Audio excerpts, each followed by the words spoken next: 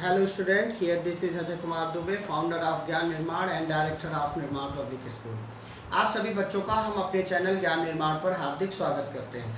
आज की ये क्लास हमारे क्लास 7 के बच्चों के लिए है और हमने लेसन 2 स्टार्ट किया था न्यूट्रिशन इन एनिमल। और न्यूट्रिशन इन एनिमल में मैंने बताया था कि the steps involve in the nutrition in animals में पहला आपका इंजेक्शन बताया था, दूसरा डाइजेशन बताया था, तीसरा एब्जॉर्प्शन बताया था, चौथा एसिमिलेशन बताया था और पांचवा इजेशन।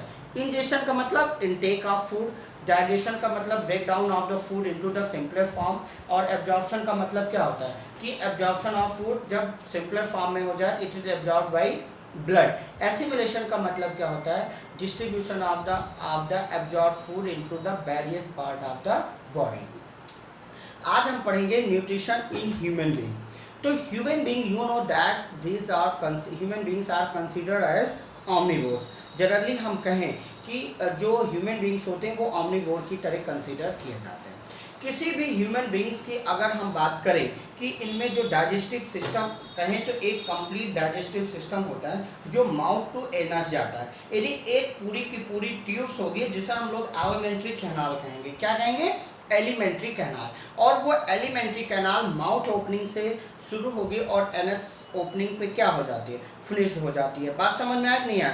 तो जनरली हम कहें कि ह्यूमन का जो डाइजेस्टिव सिस्टम है उसको हम निम्न तरह से डिवाइड कर सकते हैं। शुरुआत कहाँ से होती है बेटा? बक्कल कैविटी, मुंह के अंदर जो खाली जगह होती है that is called the buccal cavity.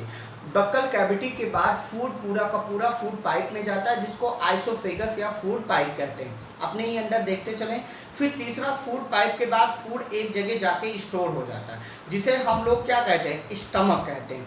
Stomach के बाद लार्ज इंटेस्टाइन, लार्ज इंटेस्टाइन के बाद आपका स्मॉल इंटेस्टाइन और स्मॉल इंटेस्टाइन के बाद आपका रेक्टम, स्मॉल इंटेस्टाइन में पहले जाता है फिर लार्ज में जाता है, फिर आपका रेक्टम होता है, एनस होता है। तो फिर से एक बार डिवाइड करें कि एलिमेंट्री कैनाल के कितने पार्ट हुए, मेरे साथ आप पढ़ेंगे।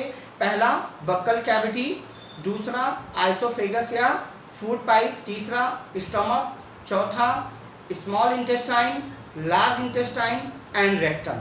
अब देखो यहाँ पे आपका पूरा का पूरा ये पिक्चर पे अगर ध्यान दें, शायद बहुत क्लियर पिक्चर नहीं आ रहा है, तो आपकी बुक में पूरा का पूरा बना हुआ है और इसको एक एक चीज़ को आप देखोगे तो आपको उसमें दिखाई देगा। सभी बच्चों से रिक्वेस्ट है कि इस पिक्चर को अपनी कॉपी पे ड्रा कर देंगे। क्या?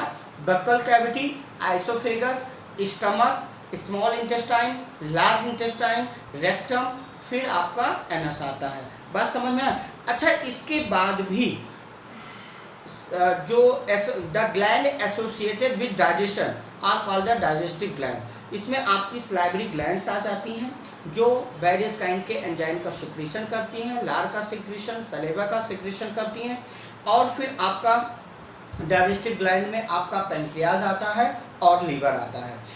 बात समझ में आई? तो हमें सलाइवरी ग्लैंड, पैंक्रियाज, लीवर पढ़ने हैं और प्लस पूरे पार्ट ऑफ डाइजेस्टिव सिस्टम पढ़ना है। पहली शुरुआत अगर हम करें माउथ एंड बक्कल कैविटी, शुरुआत यहीं से होती है।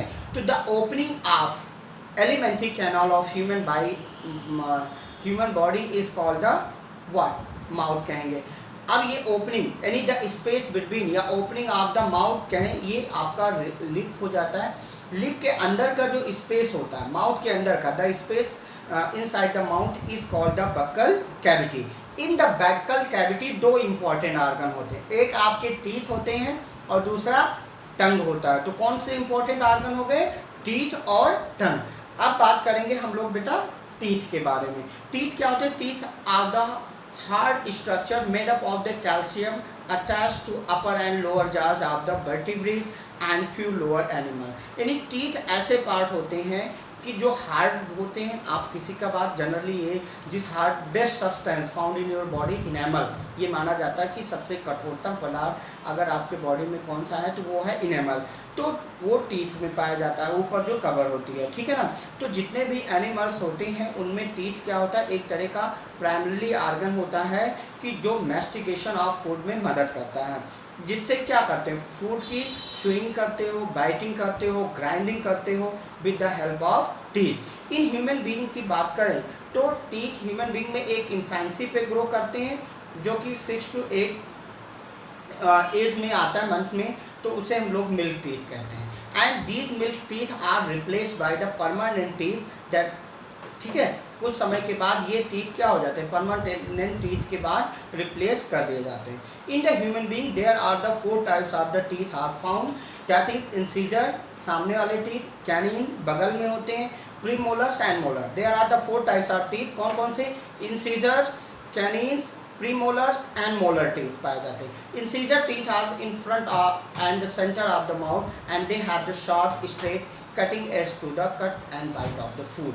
यानी इंसीजर का काम क्या होता है कि किसी भी फूड को लेके बाइट करने का, कोई चीज़ खाते हैं तो हम लोग उठाते थे पहले दांतों पे रख के बाइट करते हैं, तो इंसीजर का काम क्या होता है, बाइटिंग का। और इसका जो क्राउन होता है वो थोड़ा सा आगे का चौड़ा होता है। कैनिन टीथ नुकीला होता है, और कैनिन टीथ नुकीला होने का एक ये भी प्रमाण है कि हमारे जो एंसेस्टर थे वो कॉर्निवोर्स थे, ठीक है। और ये इंसीजर टीथ क्या होते हैं कि जनरली शार्प और पॉइंटेड होते हैं, ये टीयरिंग करने का काम करते हैं। जैसे हम गन्ने को चूसते हैं तो क्या होते हैं, कैनिन टीथ पे रख के ही ऐसे टीयर करते हैं। तो कैनिन टीथ का फंक्शन क्या होता है, टीयरिंग करने का होता है, यानी कि फाड़ने का, पाइशिंग करने का होता है। प्री मोलर और मोलर टीथ जो होते हैं ये जनरली ग्राइंडिंग और च्यूइंग करने में मदद करते हैं, कि फूड को लेकर के ऐसे हम लोग करते हैं।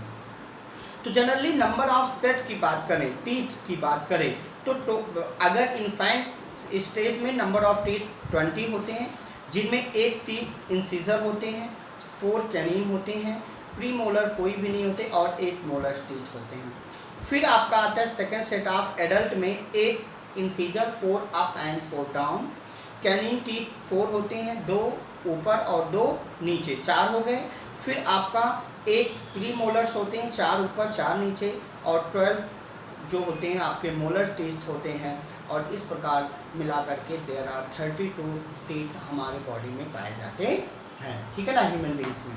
अब बात आता है कि sweet and tooth decay. You know that कि there are the many boys और गर्ल्स या many human beings are suffering from the what, tooth decay. होता है क्या कि जब भी हम कोई मीठी चीज़ें खा लेते हैं या कोई भी सब्सटेंस फूड मटेरियल खाते हैं, तो वो क्या हो जाता है, टीथ के बीच में जाके फंस जाता है, और फंसने के बाद क्या करता है, ये एसिड का सिक्रीशन करता है, उसमें बहुत सारे जम्स ग्रो कर जाते हैं। और ये जम्स जब ग्रो करते हैं तो जनरली क्या हो जाता है कि उसका जो इनेमल होता है वो डिक्रीज होने लगता है, घटने लगता है, और इसी को हम लोग क्या कहते हैं, टूथ डिके, यानी the damaging of the enamel of the teeth is called the tooth decay. तो हमें ज़रूरी है कि टूथ डिके के लिए क्या क्या चीज़ें हमको करनी है कि अपने टीथ को बचाना है। तो avoid eating sticky and sugary items such as the chocolate, sweets, cold drink, इन सारी चीज़ों से बचना है।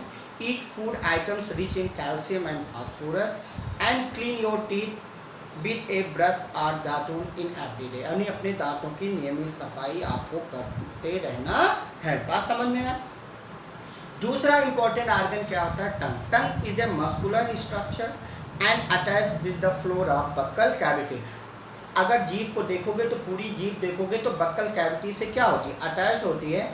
और जनरली इन्हीं टंग पे क्या होता है, आपका टेस्ट बड पाया जाता है, जो कि डिफरेंट काइंड के टेस्ट के बारे में हमें मीठा, तीखा, नमकीन जो कुछ भी लगता है उसी के माध्यम से।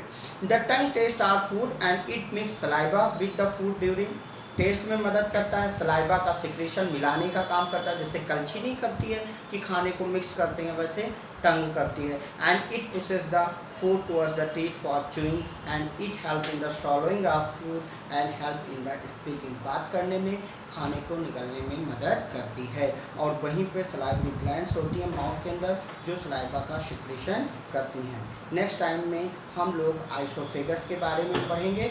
आज आप 4 टाइप्स के टीथ के पिक्चर बना लेना, कितने नंबर में पाए जाते हैं वो कर लेना, और टंग का पिक्चर बना लेना, और इस टेबल को पूरी तरह से अपने कॉपी पे कर लेना। आज के लिए इतना ही, नेक्स्ट टाइम आइसोफेगस के साथ फिर मिलेंगे।